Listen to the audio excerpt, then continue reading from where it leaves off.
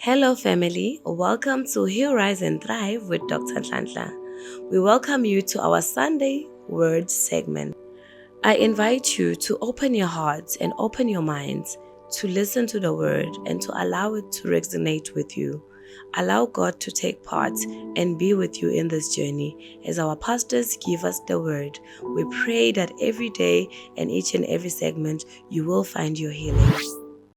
Siphinde sinibingelele babukela namuhla sibonga uNkulunkulu umusa nelithando siphila nje kungumusa waNkulunkulu uNkulunkulu welithuba lesibili njengoba sivukile ngithi mina ejabulela letindvo letincane letendakala empilweni yakho lokuthi nje kwenteka tindvo letincane akudzingi ukuthi isinye isikhathi kuze kwenteke tindvo letinkulu namuhla ke sifuna ukukhuthatana siphindze sakhane sifundisane ngendzaba yelithando njengoba lisho ilizwi lenkosi lapha encwadini kubaseKorinte lichaza kahle kuKorinte 1 Corinthians chapter 13 kusukela kuverse 4 la lithi khona luthando liyabeketela. Ngifuna sikhulume kancane nje ngalamagama lamabili lawo ukuthi luthando liyabeketela. Lesinye isikhathi luthando siye singavisisi ukuthi lokubeketela kusho ukuthini. Ake sicale la.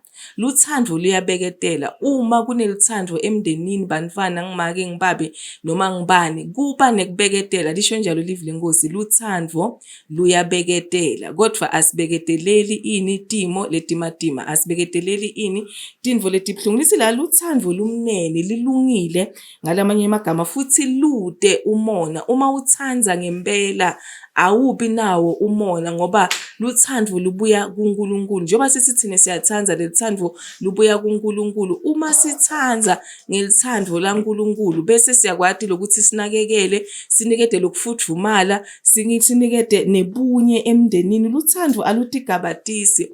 Uma umuntu lonelithando awubi nawo lo moya wekuthi phakamisa. Ukhumbule ukuthi ungaze ungena umoya wokuthi phakamisa kusho ukuthi nekuwa kwakho kusedvude ngoba uthi uNkulunkulu singadiphakamisa ithine yena utawusiphakamisa embukeli. Ngiyathemba ukuthi wena la ukhona khona noma uNkulunkulu akuniketa ini khumbula lesa sikhathi unganalutho ukuthi bowuphasi njani bohamba ngakanani nanoma sekufika letikhathi letibusiso ungadiboni kwangathi wena ungcono kulabanye abantu nawe uchamuka kule mpilo leyo nedingo ngoba wena kusuke sekusikhathi sakho isizini yakho uNkulunkulu asuke akubusise ngayo. Uma kufika lesikhathi sesizini la uNkulunkulu akubusisa khona bamba kahle letibusiso ngoba lesinye isikhathi uNkulunkulu angaba kuniketile letibusiso kodwa diphunyuke esandleni sakho ngenxa yokuthi sekunemoya longenelele longahambisani netibusiso taNkulunkulu. Esikhathini esiningi siye sibone abantu baqale kahle empilweni la uNkulunkulu sekabakhuphule khona wababusisa khona abantu baqale bantshintshe bangabadi labanye abantu babukele labanye abantu badzelele bakhulume nanoma enjani ukuthi limi liyasika noma kwenzakalani. Lokho kuyalimata kakhulu bese uNkulunkulu uyasho ukuthi hayi lo shothi angamtraina ngakahle ngoba phela mina bengicabanga ukuthi ulungele lesibusiso. Uma sekafika kwangathi lesibusiso sigucuka sibe sikhali siphinze sihlabe yena sidestroy yena. Uma sikhuluma ngelithando ukuthi nanoma ukuphi uNkulunkulu la akubeke khona lithi iBhayibheli luthando alutigabathisi lapha ku1 Corinthians chapter 13 kuverse 4 lithi alutigabathisi. Ngalamanye amagama kuchaza kuthini la ukhona akufanele ukuthi utiphakamise. Ngibuke mina ukuthi lesinye isikhathi sesithathe ukuthi abantu ababili bayathandzana ikakhulu kade uthola ukuthi umuntu wesifazana athi mina ngithandzana nemuntu lo nje umuntu lo nani ohamba ngani. Lesinye isikhathi uthola ukuthi indvodza mina ngithandzana nemuntu lo nje ubona ukuthi lo muntu akusasingi ukuthi ubonga uNkulunkulu ukuthi nginemuntu lo so empilweni nami. Uyabona ukuthi igabetisa ukuthi kwangathi utshela labanye ukuthi hayi nina ama partners wenu angeke afike kulezi zinga mina lenkulu. Lithi iBhayibheli alikuvumeli lo moya lo uthi uNkulunkulu luthando alutigabatisi. Uma kulithando cobo kufanele ukuthi kube nani nokwamukela nje kahle ubonge ukuthi Nkosi ngiyabonga futhi alutikhukhumeti awulutiphakamisi. Uyabona inkukhu iphigogo mayiphakamisa emaphiko ukuthi iveta letimpiko ukuthi ngifuna ningibone ukuthi mina ngingibani. LiBhayibheli alikuvumi konke lokho masikhuluma ngelithando ikakhulu kade emndenini kuma relationship kuba nenkinga uma uthandzana nemuntu sekacala ukuthi ikhukhumeta la kuwe atokutshela ukuthi yena ungibani ungcono ngani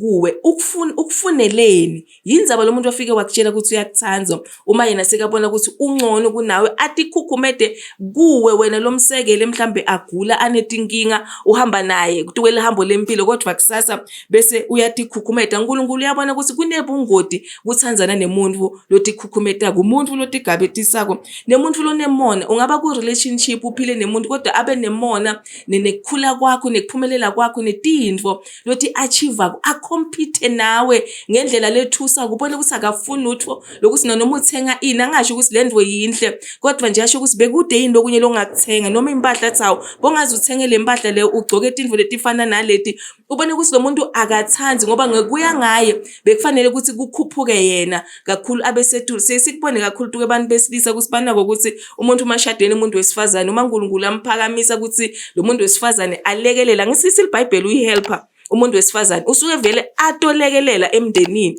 uma sekufanele ukuthi alekelele kodwa lo wesilisa aphinze yena anyathele lo uNkulunkulu lasuke amphakamisa ngaleso sikhathi. Ngibonge kakhulu siyawuphinze sichubeke ngalesihloko lesihloko lesingalokutako. Nisaleni kahle inkosi inigcine. Amen. Amen.